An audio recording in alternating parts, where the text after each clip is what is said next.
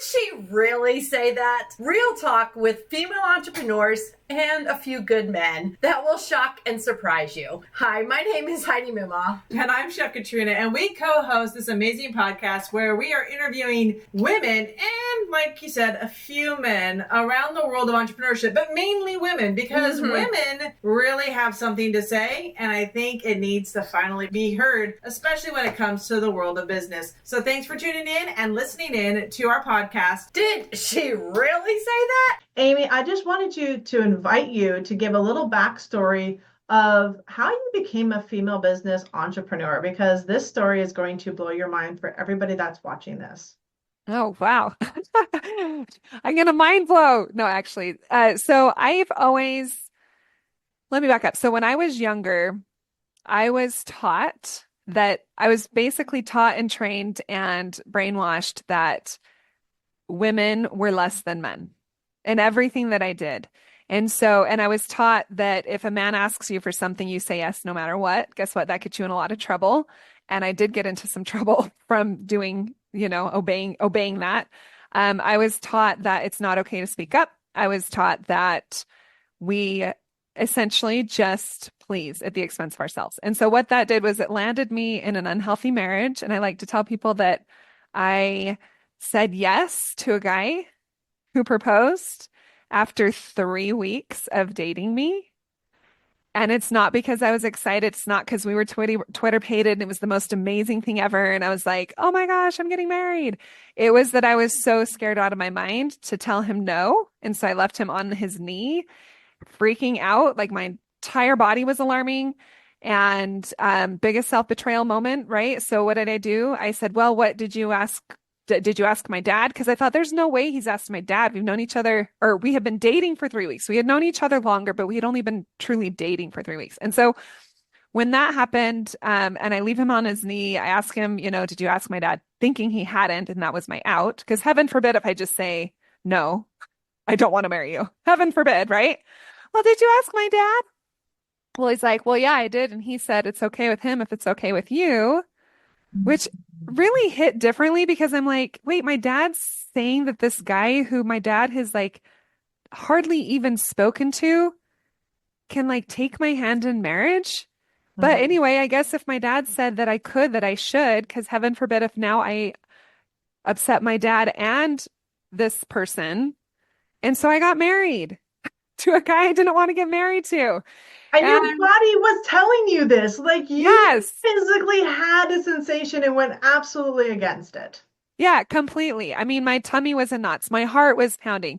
I was sweating head to toe, like goosebumps, not the good goosebumps. Like everything was alarming and my engagement wasn't any better. And anyway, so I self-betrayed and like to tell people when I say that I could not speak up, it's that extreme to where I even married someone. That's how extreme it was. And it led me into an unhealthy marriage, toxic marriage, left me, essentially, I finally walked away from that after 11 years because it was scary to leave that.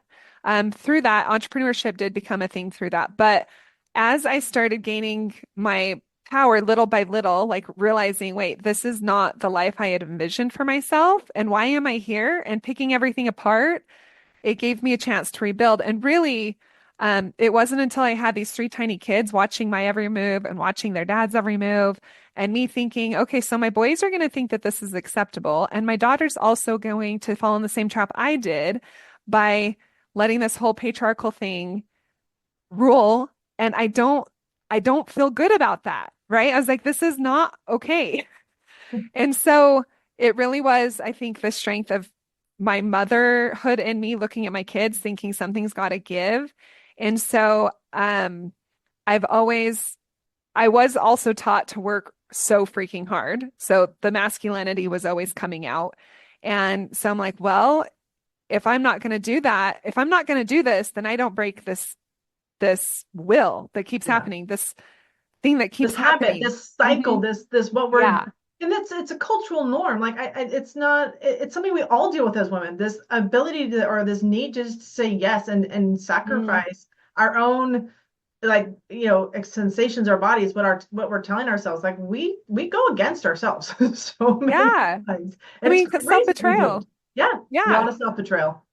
And which means every single time you self-betray, you take away that self-trust as well. Like they both go, right? And self-love, little by little by little. And eventually I didn't even know, like, who was this chick? Like, who is this girl who was this really bubbly, fun, happy person? And now, like I was in such a low state. Of course, of course I was like in an unhealthy marriage, but finally I get out. And when I get out, I start picking myself up little by little. It happened gradually, but then I'm like even more broke than I was when I was in my marriage. So I always talk like I had nothing in my marriage. Finances were a complete disaster, and they became even worse when I left the marriage. Mm. And I was living on, I like to say it on like recordings because it's so true. I was a single mom with 3 kids. I was not living at home. I had no help. So it's not like I had financial help from me coming from places. And I was living on $2,000 a month. My rent was $1,600. So like that is how that is where I was. And I like to say, guys, this is where I was.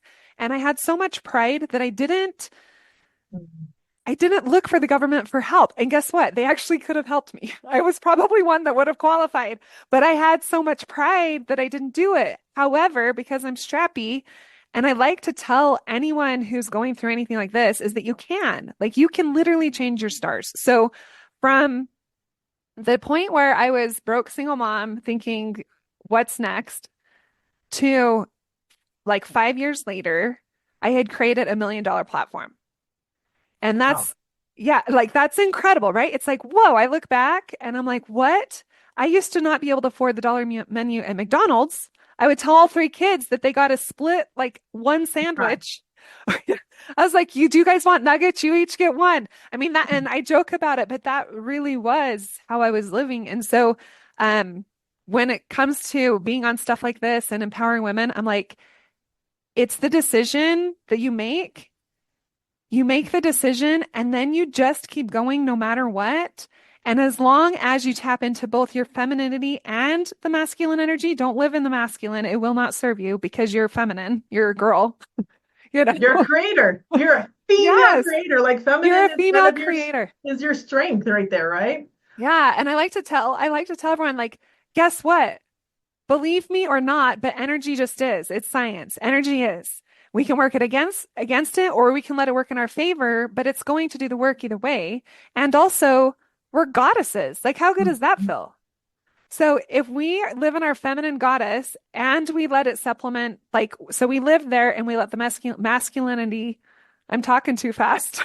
No, you're the good. masculinity complement it, we can literally achieve anything. And so even having this summit that you guys are doing, so amazing. So many women are going to be able to be touched by this, but also you can rebuild your stars. Like I live in, and everything that I say is not out of bragging rights. It's like out of like sheer, you can. It's possible. You live in the possibility. So you see possibility for everyone that you engage with. Like it is like your gift from the world is like, I see possibility, and I've been able to see, live, and experience that. And that is something I hear in your voice. That's like, I just pass this on for more women to be able to see the possibility and not just where they're at, but what's beyond that. Yeah. And it won't make sense. I mean, if you would have told me, and that's the energy aspect, right? Like that's the alignment aspect is like, as you're going throughout your business, you're trying different scenarios. Yes, there's strategy and we teach strategy, and it is important to have strategy, but you also have to have the belief. If the belief is not there, you're not going to get where you want to go because you're going to continually self-sabotage. So you have to believe that you can get there. And once you're like there, and that's the thing is when I hit that at 5 years, I remarried. And by the way, when I remarried, he was also broke. So it wasn't like I remarried and like life got woohoo, so much better. It was like, okay, we're both broke. Now what? Sorry, I have to take a drink. I'm recovering from being sick. Anyway, so we met each other broke and we're like, what are we going to do? And again, we got strappy. There's a lot of things that happened, but really it was just the belief that, okay, I'm going to continually step into my power. And when we hit that $1 million mark, I remember like the bank when like everything finally was like, whoa, this just happened. What? immediately it was like this feeling of like, whoa. And then the next minute it was like, that's not even close to what we want to do. Not necessarily, and finances are just a number, right? It's like a gauge. It's something that you're like, okay. But then you look at that and you're like, yeah, I've barely started going. Like, this is barely a thing. There's so many more people that need help. There's so many more people to inspire and to help and show like the way. And so anyway, we can get into the 5 I C's, love that, because when I talk with a lot of women and I ask them like, what stopped you from wanting to be the millionaire?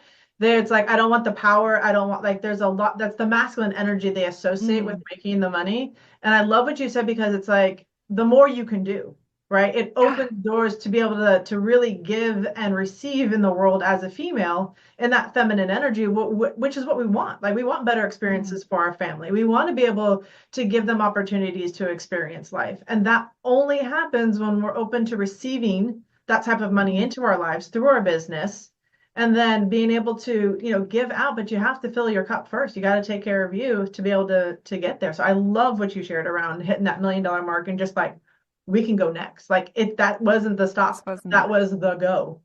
That was not the stop. And it was such an amazing thing, because it was like a dream I had forever. I was a broke single mom living on $2,000 a month. That's where I was.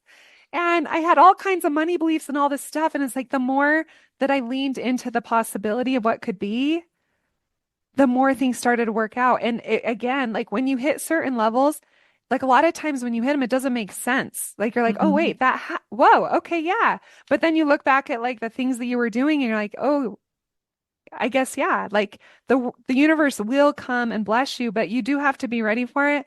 And you have to believe that you're worthy of it. The worthiness is the biggest thing, which is why I said, girls, you are a goddess. I don't care if you believe it or not. I'm telling you that you are. Like, you're a goddess, and goddesses deserve the best. They deserve the most. And so lean into that, believe it, and then show up as her. Yeah. Stepping into that power. There's so many women that don't even recognize that power within them. It's been so diminished. It's like you say, it's self-betrayal. And every time you self-betrayal, you turn off your own light. And we just keep dimming it over and over again. And we're at the effect of it ourselves. Like, we're causing it. And until another woman, honestly, I say this with all the love in my heart, because it took another woman to shine a light on me. Because all my male mentors that were, coaching and teaching me, and everything I was learning about business while it was working, I didn't have a light from another woman that was in the similar space that could really unlock what I was resisting or holding on to. It really took me, like, this is why I'm having the summit. It's like, I want to meet women and say, hey, we work together too. Like, we are geniuses at what we do. Like, find each other and really connect and build. And the cattiness of backstabbing and all that starts to diminish when you realize how open women are to really receiving and being generous with one another. We've been portrayed as one thing, but it's not our reality. No, and the thing that's so, like, I am going to say infuriating. I always have to be like careful with my words, but it is infuriating, is that the women will think that it's okay that we're paid less. And that it's okay, and that somehow we shouldn't be able to talk about money, and we shouldn't be able to talk about how we feel. I'm like, no, we can literally, if we talk to each other about this, then we show each other that we can. And the other thing that's like, can be really frustrating, and this one is absolutely infuriating, is that we're sexualized. Being sexy is actually great. It's part of our femininity. It's not bad. But when we're being sexualized in a way that takes away from who we are, that takes away from the goddess in us, then that's when there's a problem. It's like, no. And the fact that it's like not okay to talk about money because maybe we're being boastful. I was like, guys, we are worthy of whatever we want. And we were born worthy. And sometimes we have to find our way back to ourselves. I mean, I was the biggest betrayer ever. I was so good at it that I married someone. It's like, I like said yes to the biggest decision but you can make. I was like, sure, I'll marry you, but I don't want to, but I feel like I have to say yes, and so everything else was also what I was doing. It was that big, but it's like, as soon as I started taking my own power back, and as soon as I started truly pouring into me from a place of love, it's not selfishness, it's love. Like, when you see what you are and you really just lean into her, you become unstoppable. It's like the coolest thing on the planet, which is why you can feel it. I'm like really passionate about it. I love this energy. Like, and I know everyone that's watching this is feeling that. They're like, they're resonating. I can actually feel them going like this virtually, like they're hearing this. So, these are women in business. They're at all levels. They're at the beginning level, the mid level, they're at the 6, 7 figure level, and they're looking for the next piece. You have a methodology that you're going to share with us today around it's the 5 C's, right? So let's talk a little bit about this, because you mentioned early before we started, you're like, it's kind of masculine. And so how do we weave in the feminine with this, right? Because we've got to create that balance. For everything the men have gifted us in the world of business, there's the complement of what we can bring as women to better weave between the two. And I think that's where I really am curious around this. Yeah, for sure. So the very first thing I'm going to say before I even start on the 5 C's is I also have, I call it my triple A method. Yes. And it's about alignment, awareness, and abundance. Yep. And so those three come when you are in alignment with your femininity. So everything that I'm going to share about the 5 C's, you come from a place of alignment. If it doesn't feel good to you, that is your system alarming. And you know that, like, I listen to my system all the way now because it does alarm, and I'm not going to betray it ever again because I learned the lesson the hard way that guess what? Life doesn't work so well when you go clear out of alignment. And so I like to think about, as I get into 5 C's, I'm just going to tell a really quick analogy that will kind of help you. So when you're in alignment, first of all, alignment is like the highest vibration. It's excitement, it's love, it's joy. Like that's when when you're feeling those emotions, you are in alignment with yourself. And when you think about alignment, you can think about a car. So if you're driving the car and you're in the driver's seat and the car's out of alignment, it's like pulling you to the right or to the left, right? And so if it's pulling you one way, let's say it's pulling you to the right, if you just let it go and you're just like, I'm just going to let the car drive, you're going to hit the curb, you're going to get in a wreck. Things can go very badly for you if you just let it go, right? And it's out of alignment. It just takes you totally off course. Now, say that you're working against the car. I know we've all done this where it's out of alignment. We're like pulling against it. But that doesn't really feel good. It's really annoying. And every time you drive, you're like, you're like pulling against it. Again, it's because it's out of alignment. Things are not going to be flowing. Things are not going to be working well. And it's going to feel like you're pulling or you're going way off course. So when you tune inward, it's not going to feel good. And it has to come like it's from your heart, your brain. Guess what? Women entrepreneurs' brains are crazy town. We all have that in common, right? We're like going 500 million miles an hour and we have all of the things to do while we're also moms. We're like all of these roles all at the same time trying to be entrepreneurs. It's like a lot. And so when it comes to alignment, like it is tapping into your body, it's into your heart to where you're feeling good. If your heart feels open, if it feels like it's like full of love, then you're in alignment. And you will use this in your business. So you are going to use this with these 5 C's. And if you do these 5 C's and you continually do them, you will have success in your business and in your life. They are proven. They are solid. I love them. I live by them. But again, everything I say has to come from alignment. That's where we start. Yes. You're aware of how you are. You're aware of your insecurities and like your shortcomings. We're working on that while also tuning in. Everything comes from a place of alignment. So number one in business, wherever you are, so commit no matter what. No matter what, number one is that you commit to the thing. So in business, you commit to the business. You don't know how you're going to get there, but you're like, I'm just going to do this no matter what. And if you commit, here's the thing about it, is our brains are going to freak out. Our brains are going to tell us all the reasons why we can't do this. That we know is guaranteed because anytime you do something new, it's going to feel scary. We are going to want to avoid scary. It's going to feel uncomfortable. We want to avoid uncomfortable. And we also are going to have everyone in our circles. Guess what? Female entrepreneurship is kind of laughed at a lot of ways. Like, why are we doing this? We don't even have to. We can go get a full-time job or just stay at home, right? But instead we choose this like really hard thing. But it sculpts us, it shapes us, it does all these things. If you talk to your friends about it, they're like, why are you doing that? I mean, I can't tell you how many people in my life, even still, now they just know that this is what I do. But like forever, I was told, yeah, why are you doing that? Or what does your day look like? I mean, like even right now, you and I are talking into a computer, right? But this is it. And Yes. so if you commit no matter what, then you're going to have the strength and the grit when things get hard. You're also going to be like, okay, yeah, I can coach my brain out of this because my heart's saying something, meaning that I'm worth more, I can do more.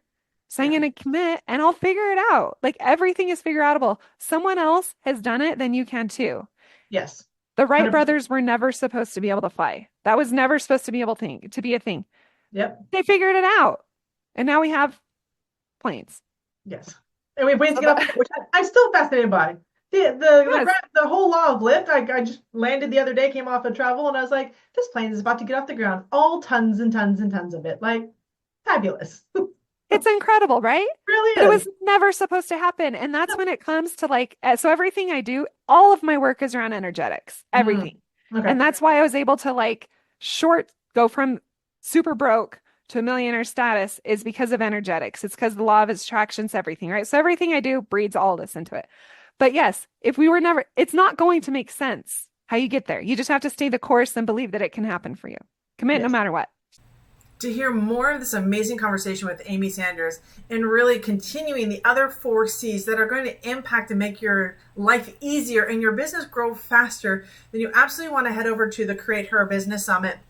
Then you also hear from Amy and 25 other incredible female entrepreneurs that have built incredible businesses. And I say incredible a lot because what they've done is they've broken the glass ceilings for you. They've transformed what business actually looks like for being a female entrepreneur. And they've given you tidbits and training that you can't find anywhere else. So if you want to continue this conversation and learn more about this, and I'm going to give you the opportunity to head over to the Create Her Breakthrough Business Summit.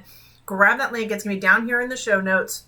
But this is one conversation that I really invite you in. Amy's got some powerful, powerful details to share with you. And this is your opportunity not only to learn from her, but other incredible women that are building extraordinary businesses and doing things a little differently. And that's what we want you to look at. Here in this podcast for Did She Really Say That? Amy invites you really to look at, are you listening to your body, ladies? Are you listening to what makes you different, what makes you stand out?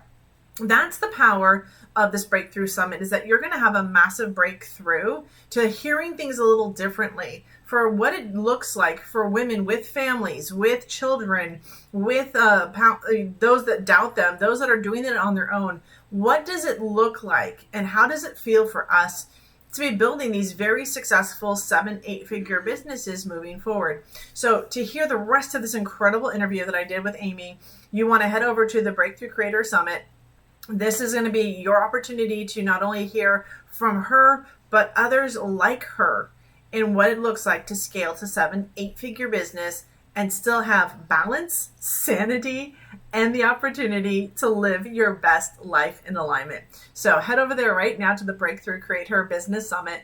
And I look forward to just hearing from you. And if you're enjoying this podcast, again, I would love to hear from you. Comment down below if you had a breakthrough during this conversation. I'd be really curious to hear from you also. We love reviews. And if you feel like there's a woman that needs to hear some of these trainings from incredible women, then keep listening. Our next episode is going to be another conversation with one of our other speakers from the summit.